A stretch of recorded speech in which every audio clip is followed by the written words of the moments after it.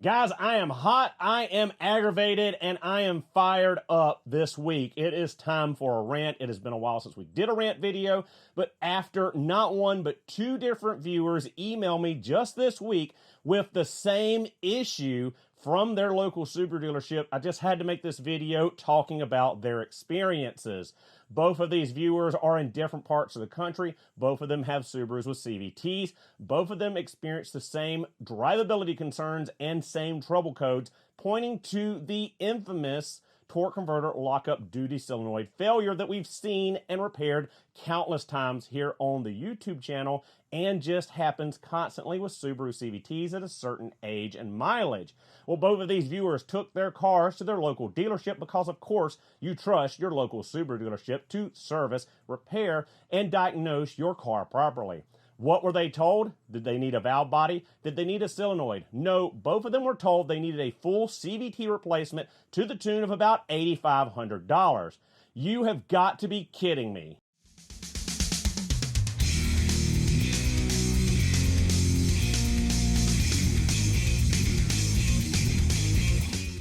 So let's lay it all out there, especially for you Subaru owners that have a CVT in your Subaru, basically everyone from 2010 model to current. So these two viewers in different parts of the country took their individual cars to their individual Subaru dealerships, both having some drivability concerns and having trouble codes P0700, which is a generic transmission fault code, and then a P2763 or P2764, dealing with faults with the torque converter lockup duty solenoid, which is a common point of failure on these Subaru CVTs with higher mileage. It's just one of those things that is expected out of these transmissions. It is a fairly simple fix. It is a fairly cheap fix in the grand scheme of things, and it's not something that is different, weird, or obscure. Most Subaru dealerships, most Subaru techs, most independent Subaru specialists should know about this problem at this point. Well, the dealership scanned them, pulled those codes out, and what did they come back with? Did they say, well, let's replace the solenoid? Well, no, because Subaru doesn't sell that solenoid separately. You have to buy a $750 to $950 valve body, depending on which Subaru CVT you have, because the solenoids are built into the valve body and not individually serviceable, which is a crock of crap for Subaru to sell a valve body rather than a very cheap solenoid under $100. But I digress.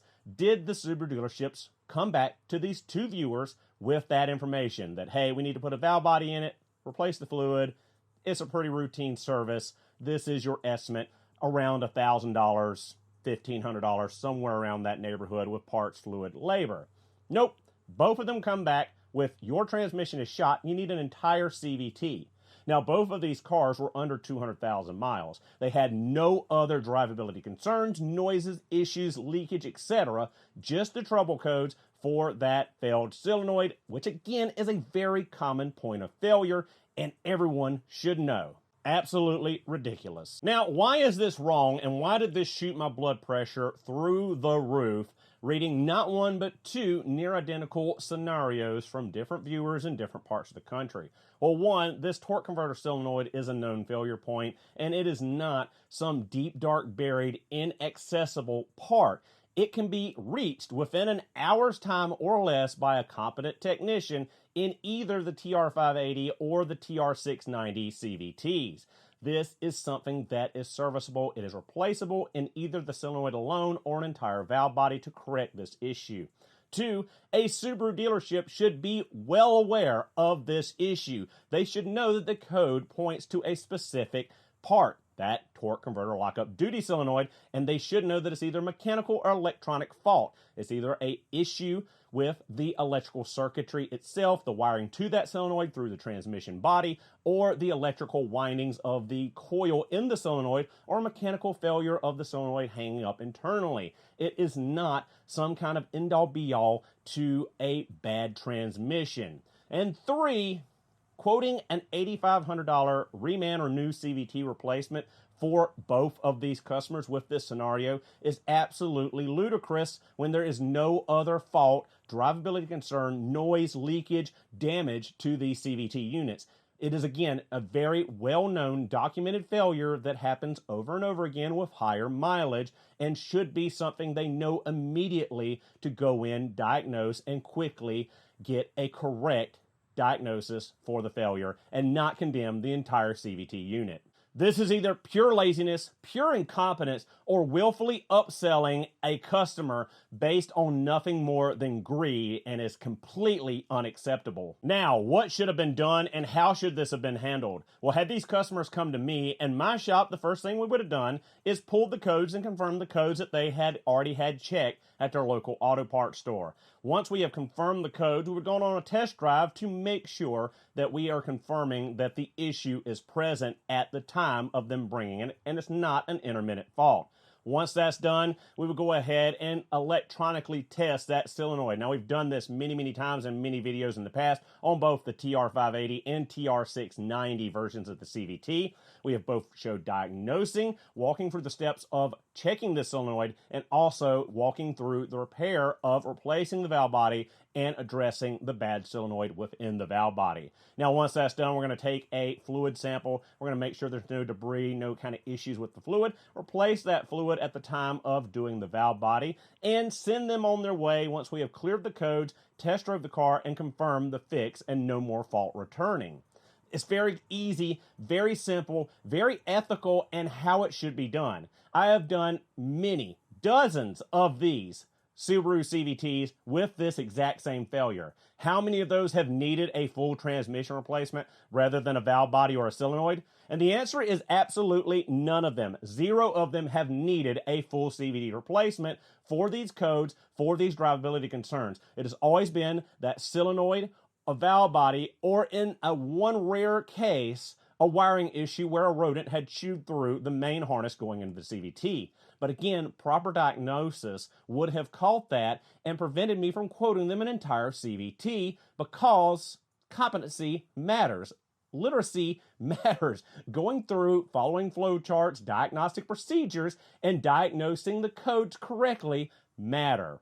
Now, why does this thing keep happening? Why did this scenario happen in the first place? Well, I can't speak specifically for these dealerships and the why behind what happened. I can only speculate. And the biggest speculation is it's upselling. It's greed on part of the dealership and or laziness and incompetence in the service department.